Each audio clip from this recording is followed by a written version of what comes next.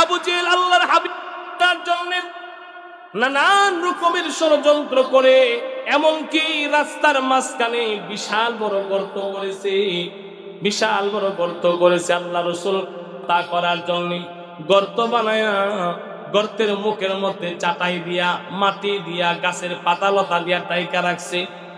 আল্লাহর হাবিবের বাড়িতে আবু জেহেলের বাড়ি আর আল্লাহ রাসূলের বাড়ি মাঝখানে যে রাস্তায়, রাস্তার মাঝখানে গর্ত করছে। একজনকে পাঠায়া দিল, যাও গিয়া আমার বাতিজারে গিয়া বলবা মুহাম্মদ সাল্লাল্লাহু আলাইহি ওয়াসাল্লাম আপনার চাচা আবু জেহেল অনেক অসুস্থ, মৃত্যুর সাথে পাঞ্জা লড়ছে, আপনাকে যাওয়ার জন্য বলছে, শেষবারের মতো এক নজর আপনাকে দেখতে চাই।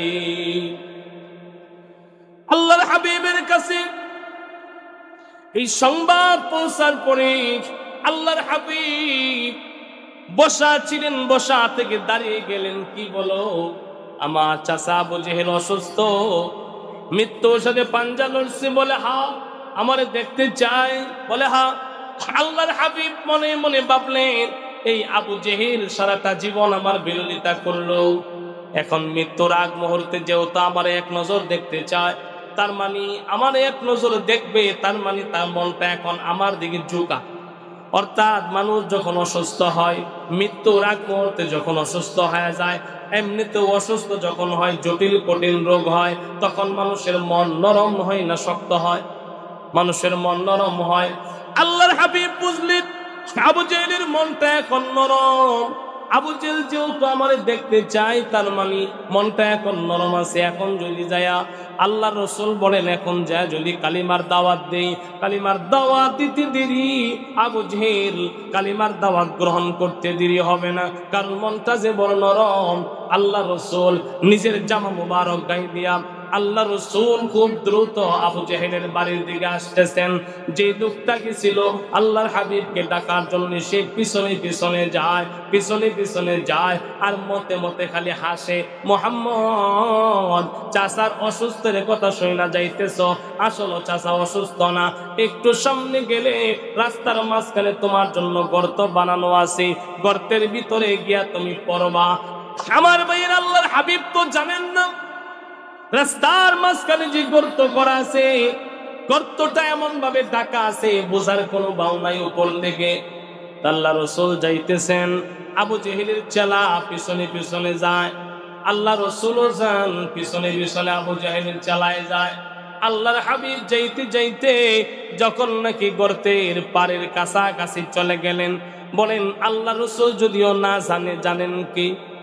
আরো জোরে বলেন, জানেন কে? আল্লাহ তাআলা জিব্রাইল আলাইহিস সালামকে পাঠিয়ে দিলেন, জিব্রাইল যাও যাও, আমার বন্ধু গর্তের কথা জানে না। জিব্রাইল রে, আমার বন্ধু যদি গর্তে পড়ে যায়, তাইলে আমি আল্লাহর আজিম শান কিভাবে থাকে, আমার বন্ধুরে গিয়া কানে কানে জানিয়ে দিবি, আমার বন্ধু যেন সামনের দিকে না গায়। এ জিব্রাইল শোনো শোনো, আমার বন্ধুরে যে কানে কানে জানিয়ে দিবা, আবু জেহেলের চালায় যেন তোমারে দেখতে না পায়।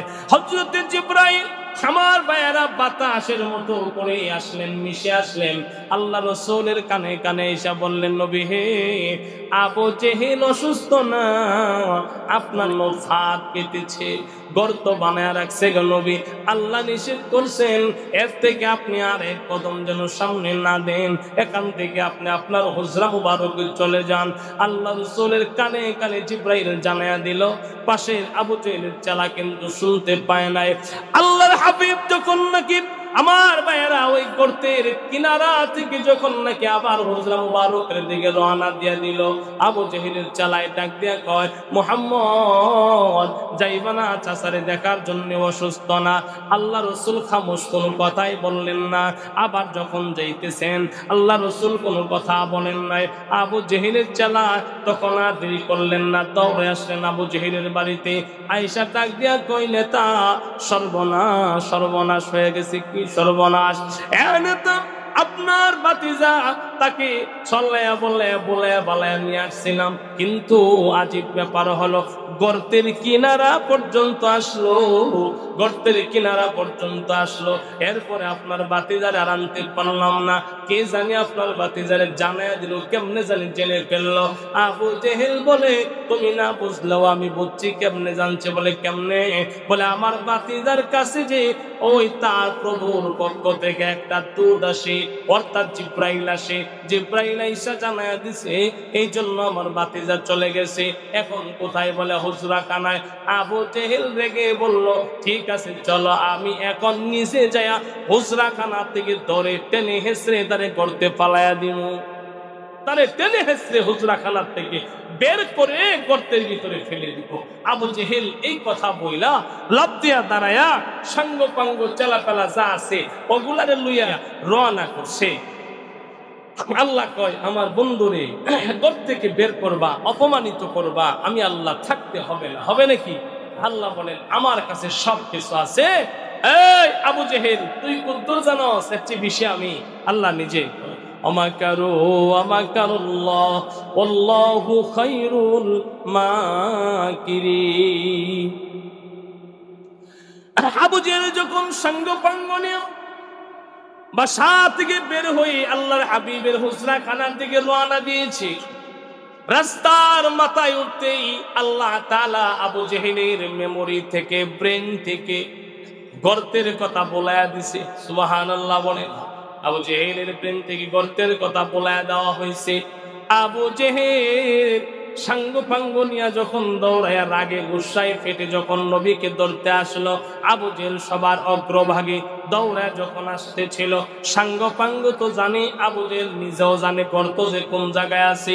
তারা ভাবে নাই আবু জেহেল যে বলে গেছে, আল্লাহ পাক আবু জেহেলকে বলায়া দিছে। আবু জেহেল নিজের দৌড়াইসা নিজের করা গর্তের ভিতরে আবু জেহেল নিজেই পড়ে গেছে। বলেন সুবহানাল্লাহ। আবু জেহেল গর্তের ভিতরে পড়ে গেছে। সাঙ্গ পাঙ্গ চালাপালা সবাই গিয়ে বললেন নেতা এটা কি হইল? আপনি না সকালবেলা গর্ত করলেন, আপনি না উপস্থিত ছিলেন গর্তের সময়, গর্তের কথা আপনি ভুলে গেলেন। এমন কষা মাথা লইয়া বুঝে আপনি আবুল হিকাম, এমন কষা মাথা লইয়া বুঝে আপনি জ্ঞানীর বাপ, আপনি তো মূর্খের বাপ। এই মন পচা মাথা সকালবেলা নিজে গর্ত করলেন, এখন বলে গেলেন।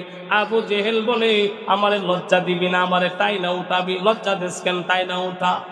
একজন উপর থেকে হাত বাড়াইয়া দিছে, গর্তের দিকে হাত বাড়াইয়া দিয়া বললেন নেতা এই যে আমার হাত বাড়াইয়া দিলাম, আমার হাতের মধ্যে আপনি শক্ত করে ধরেন, আমি টেনে টেনে আপনাকে উঠায় আনে। আবু জেহেল বলে ঠিক আছে হাত বাড়াইয়া দাও। উপর থেকে হাত বাড়াইয়া দেওয়া হলো, নিচ থেকে আবু জেহেল হাত বাড়ায়। এই হাত বাড়ানোর মধ্যে দুই দিক থেকে হাত, উপর থেকে হাত, নিচ থেকেও হাত, মাঝখানে আল্লাহ তাআলা রাখছেন আদাত খানি ফাঁক। উপর থেকে হাত বাড়ায় দেওয়া হলো, নিচ থেকে হাত বাড়ায় দিল, মাঝখানে আদাত ফাঁক আছে, লাগে নাই? মানে গর্তটা এমন পজিশন হয়েছে, গর্তের ভিতরে পড়ার পরে হাত দিয়া লাগাই পায় না, আদাত খালি ফাঁক আছে। নেতা হাতের মধ্যে ধরছেন, কেমনে ধরবো? আদাত খালি ফাঁক আছে। আবু জেহেল কয় বেটা এটা কি আমার বলে দেওয়া লাগে নাকি? আদাত খানি রশি যদি আনস তাইলে তো হয়, আদাত খানি রশি নিয়ে আয়, তাইলে রশির মধ্যে আমি ধরলাম এক মাথায়, তুই আর এক মাথায় ধর, টান দিয়া ওঠা।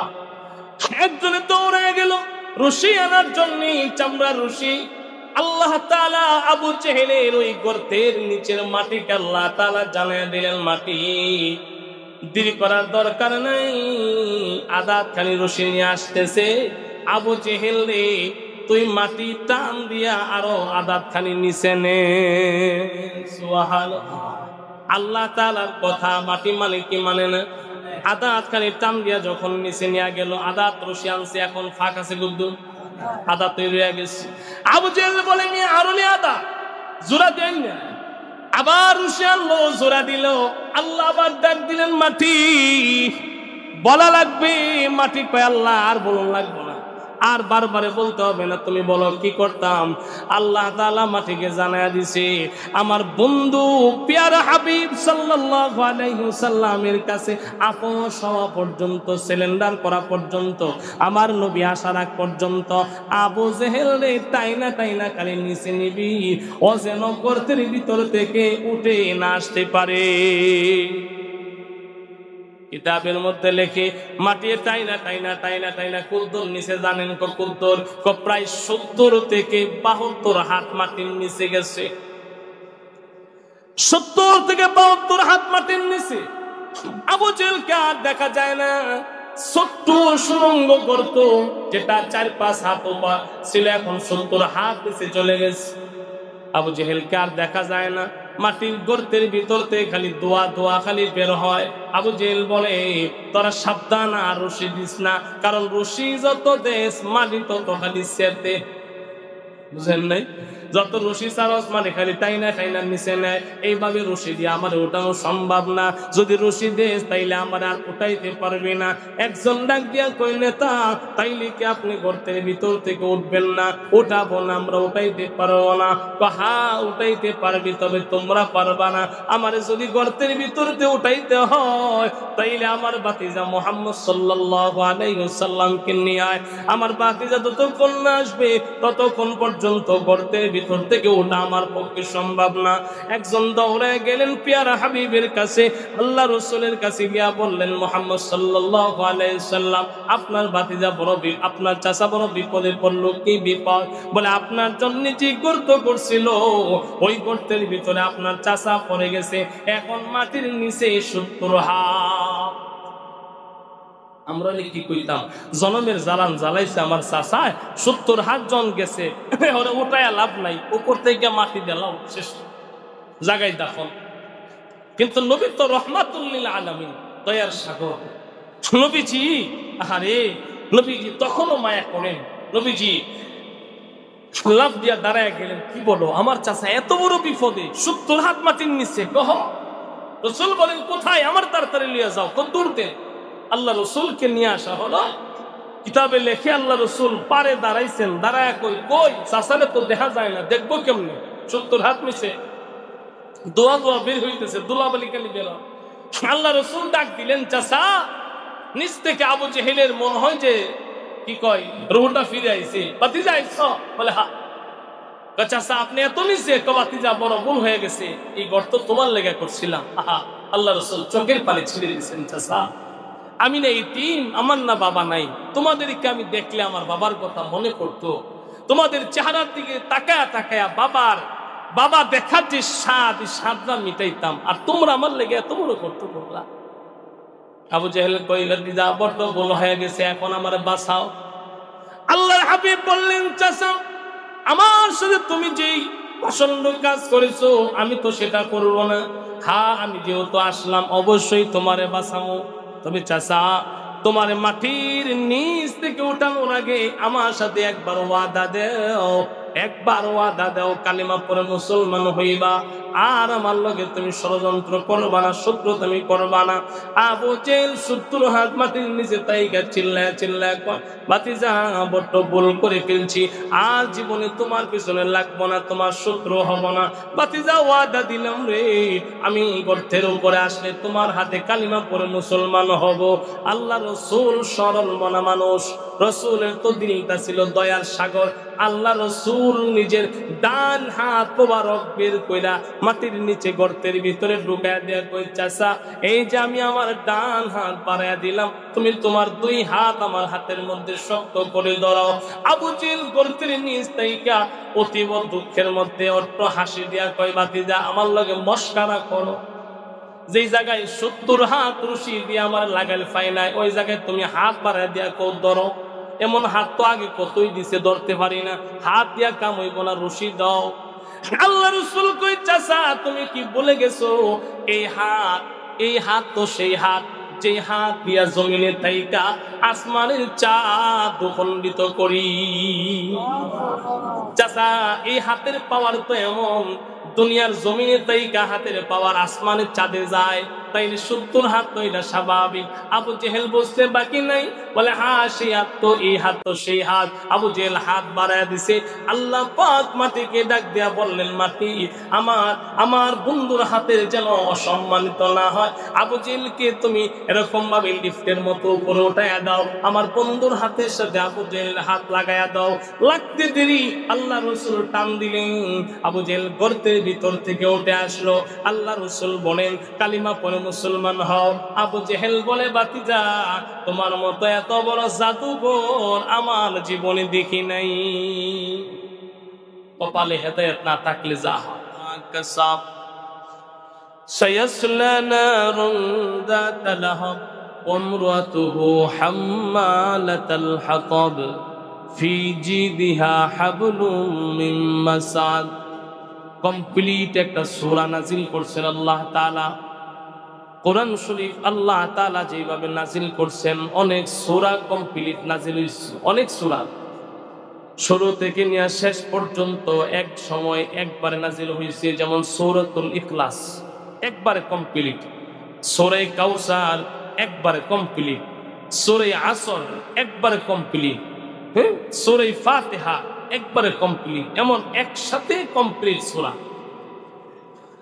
আল্লাহ তাআলা তার প্রিয় হাবিবকে জানিয়ে দিলেন, হাবিব আপনি টেনশন করবেন না, মন খারাপ করবেন না।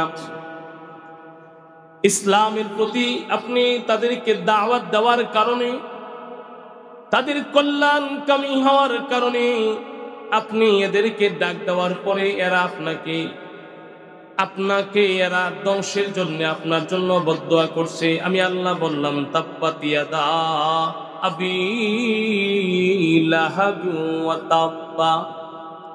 হাবিব এই যে আবু লাহাব আপনার ধ্বংসের জন্য বদদুয়া করেছে, আমি আল্লাহ জানায়া দিলাম আবু লাহাব ধ্বংস হবে। বলেন সুবহানাল্লাহ। আপনি ধ্বংস হবেন না, আবু লাহাব ধ্বংস হবে। আবু লাহাব নিজেই ধ্বংস হবে। তাব্বাত ইয়াদা আবি লাহাব ওয়া তাব্বা মা আগনা আনহু মালুহু ওয়া মা কাসাব। নবী গো, আবু লাহাব শুধু ধ্বংস হবে না, আবু লাহাবের 2 হস্তদ্বয় ধ্বংস হবে, মানে তার 2 সন্তানও ধ্বংস হবে। আবু লাহাবের তাফসীর কিতাবের মধ্যে আসছে 2 জন সন্তান ছিল।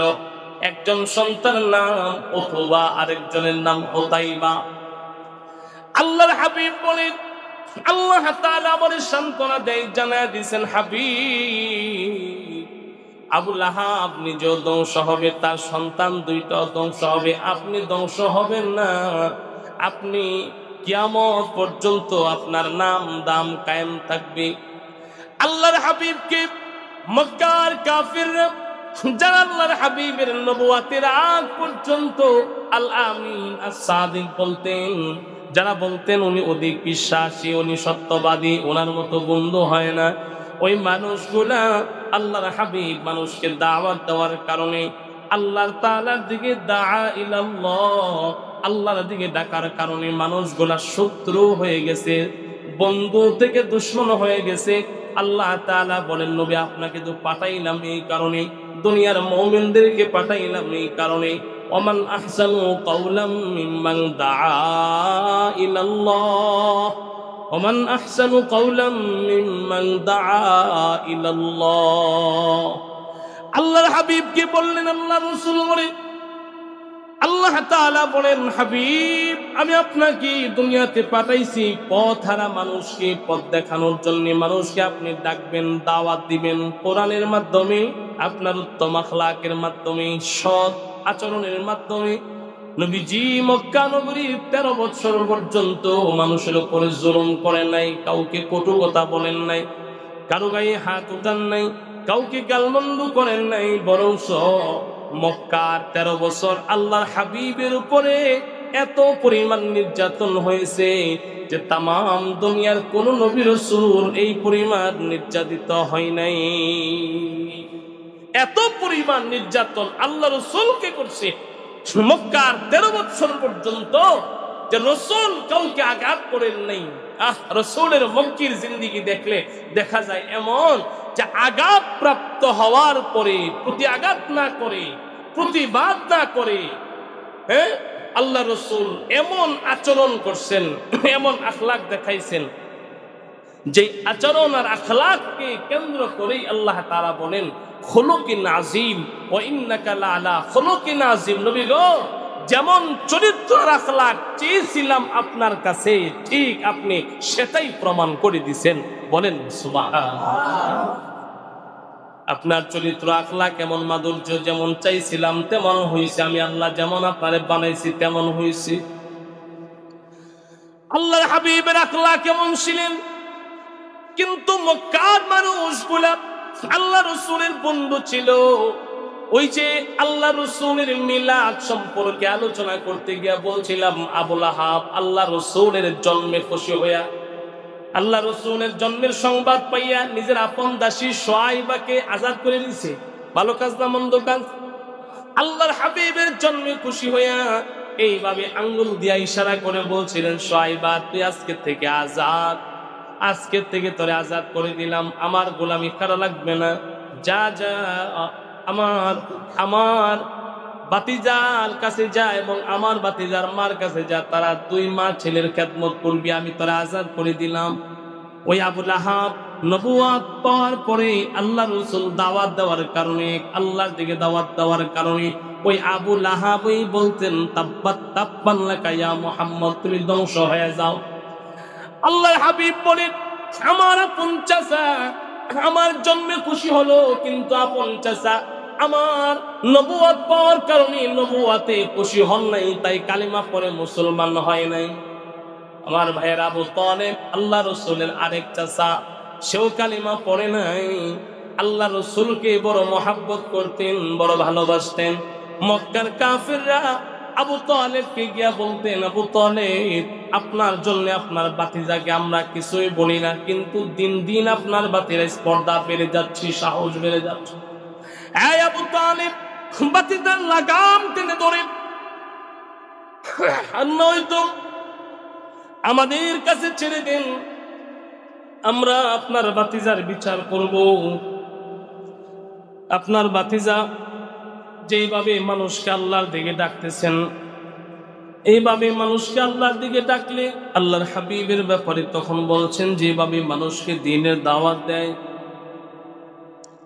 এইভাবে যদি প্রত্যেক দিন মানুষকে দাওয়াত দেয়, তাইলে আস্তে আস্তে আমাদের এই মক্কা, এই জনবস্তির মধ্যে সকল মানুষ এক আল্লাহর পরিচয় পাবে, এক আল্লাহর দিকে ফিরে যাবে।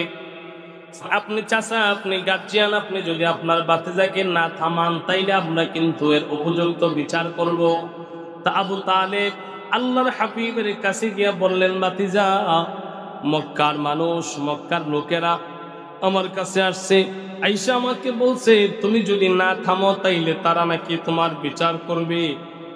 তুমি এই এক তাওহীদের এক কালিমার দাওয়াত বন্ধ করে দাও, মানুষ যেমনি চায় এমনি চলো, তোমাকে উপটোকন দেওয়া হবে।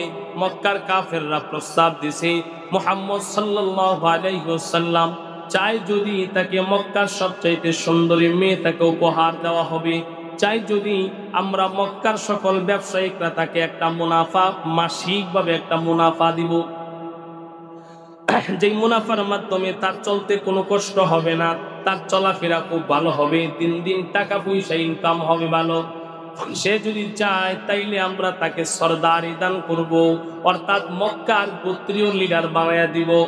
আল্লাহর হাবিবের কাছে যখন কাফেরদের পক্ষ থেকে আবু তালেবের মাধ্যমে এই প্রস্তাব আসে, আল্লাহ রসুল বললেন, চাচা আল্লাহ তাআলা আমারে পাঠাইছেন একমাত্র আল্লাহ তাআলার দাওয়াত দেওয়ার জন্য, দ্বীনের দাওয়াত দেওয়ার জন্য, দাআ ইলাল্লাহর জন্য আল্লাহ আমাকে পাঠাইছেন। আমি এদের প্রস্তাব শুনে যদি এদের দিকে আমি ঝুঁকে যাই, এদের দিকে আমি মনোনিবেশন হয়, তাইলে আল্লাহ তাআলা নিজেই আমার লাগাম টেনে ধরবেন। সুবহানাল্লাহ। আম্মা জান আয়েশা বলতেন যে আল্লাহ রাসূল প্রায় কথা বলতেন যে, জানো আয়েশা, আমার লাগামও একজনের হাতে আছে, তিনি কে? আল্লাহ। কারণ আল্লাহ রাসূলকে আল্লাহ তাআলা বলছেন, হে নবী, আপনি যদি কখনো পথ উল্টা দেখাইতেন কাউকে, তা আমি সেই সুযোগ আপনাকে দিতাম না, আমি পিছ থেকে আপনার লাগাম টেনে ধরব। অর্থাৎ রাসূলের নবীজির মনে যা চাই তা করবে এটাও না, আল্লাহ তাআলা যা ফয়সালা করবেন তা। অর্থাৎ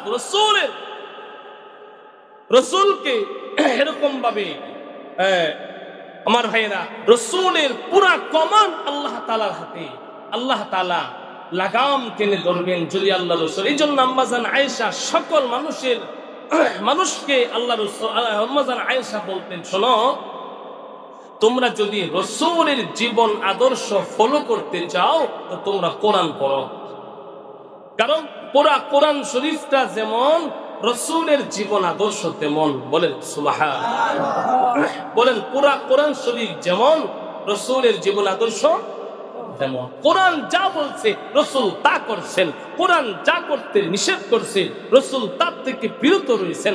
অর্থাৎ একদিকে কোরআন একদিকে নবী, দুইটাকে যদি মিলানো হয় আম্মাজান আয়েশা বলেন একটা লোকতা জের জবরের বেশ কম হবে না, কারণ কোরআন যেমন নবী তেমন, নবী যেমন কোরআন তেমন। বলেন সুবহানাল্লাহ।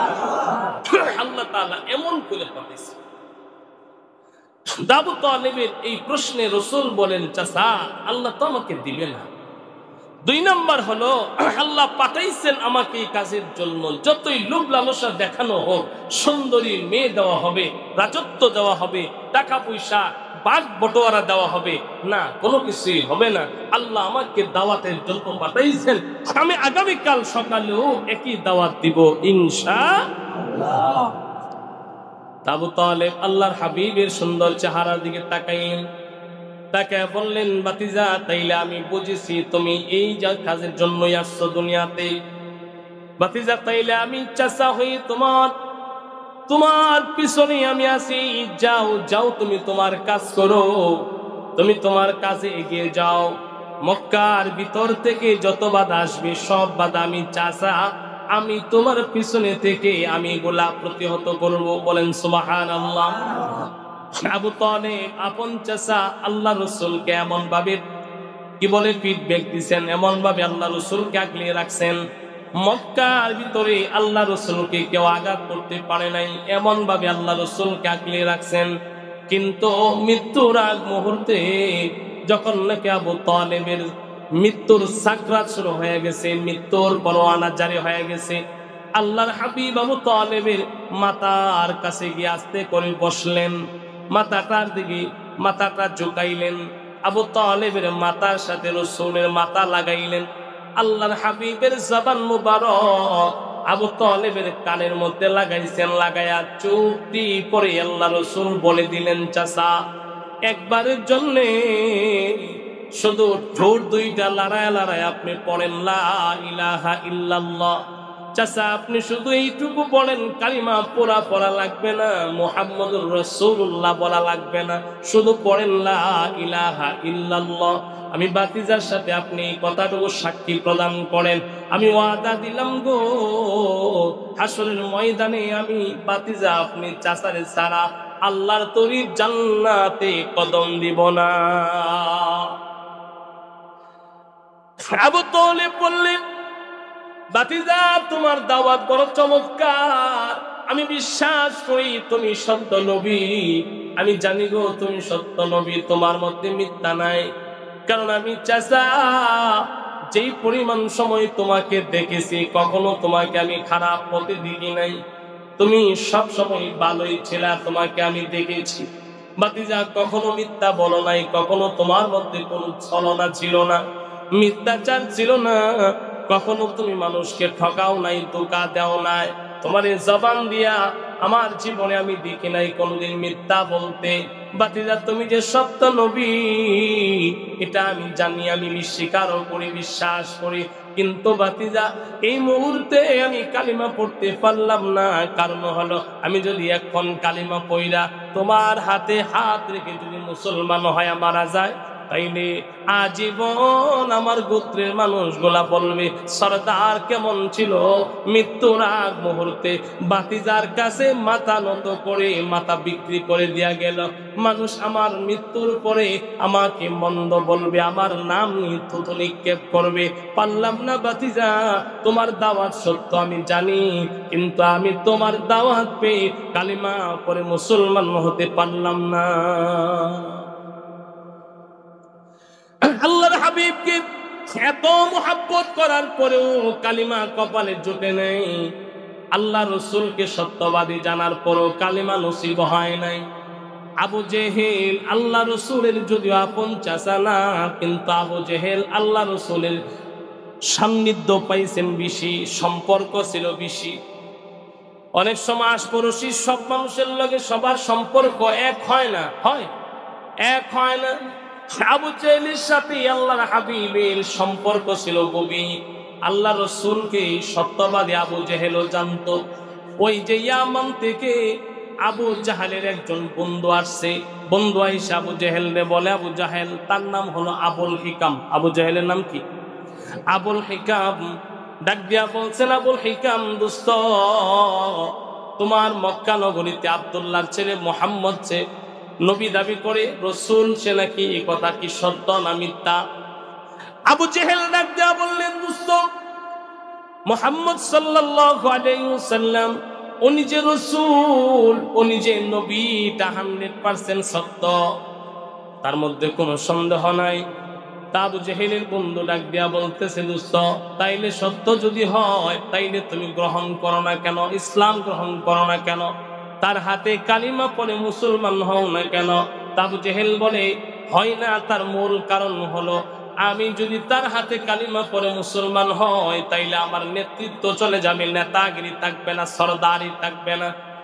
বরং আল্লাহ রসুল বলতেন, শোনো, আল্লাহ তাআলা সরদারি নেতৃত্ব নেওয়ার জন্য ইসলাম পাঠায় নাই, বরং ইসলাম পাঠাইছে দুনিয়ার নেতৃত্ব দেওয়ার জন্য।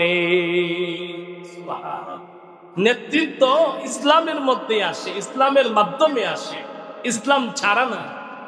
যেমন ওমর ইবনুল খাত্তাব রাখাল থেকে খলিফা, অর্ধ জাহানের খলিফা, পুত্রীয় নেতা না, অর্ধ জাহানের খলিফা। কেমনে পাইছে? ওমর বলেন ইসলামের কারণে পাইছে। বলেন সুবহানাল্লাহ। ইসলামের কারণে পাইছি। আবু বকর সিদ্দিক খলিফা কেন? ইসলামের কারণে। উসমান আলী খলিফা, আমিরে মুয়াবিয়া খলিফা কেন পাইছেন? ইসলামের কারণে। ওমর ইবনে আব্দুল আজিজ খলিফা তামাম জাহানের, কেন? ইসলামের কারণে। বরং আবু জেহেল নেতৃত্ব চলে যাবে ভয়ে কালিমা পড়ে নাই। আমার ভাইয়েরা, এজন্য হেদায়েত আল্লাহ পাকের হাতে। নবীকে আল্লাহ পাঠাইছিলেন উম্মতকে হেদায়েত দেখানোর জন্য, হেদায়েতের পথ দেখানোর জন্য, কিন্তু সবাই হেদায়েতের পথ পাইছে, সবাই পাবে না। এই জমিনও আলেম ওলামারা সবাইকে বলবে, সবাই মানবে না, সবাই নামাজি হবে না, সবাই দাড়ি রাখবে না, সবাই দিনদার হবে না, সবাই হালাল খাবে না, সবাই হারাম ছাড়বে না। যাদের কপালে হেদায়েত আছে তারাই সঠিক রাস্তায় চলবে। আল্লাহ তাআলা আমাদেরকে সঠিক রাস্তায় চলার তৌফিক দান করুন, আমিন।